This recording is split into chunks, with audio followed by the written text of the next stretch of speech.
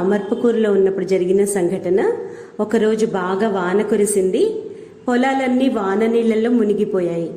వీధుల్లో ప్రవహిస్తున్న నీటి ప్రవాహంలో శ్రీరామకృష్ణులు నడిచి వెళ్తూ ఉన్నారు. పెద్ద పెద్ద చేపలు పైకి రావడం చూసి ఊరి జనం వాటిని కర్రలతో కొట్టి పట్టుకుంటూ ఉన్నారు.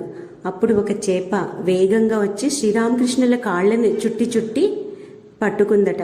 వెంటనే శ్రీరామకృష్ణులు అక్కడున్న జనంతో, ఈ చేపను చంపకండి, ఇది నా కాళ్ళ చుట్టూ తిరుగుతూ నన్ను శరణు వేడింది, వీలుంటే దీన్ని ఎవరైనా కొలనులో వదిలిపెట్టిరండి అన్నారట.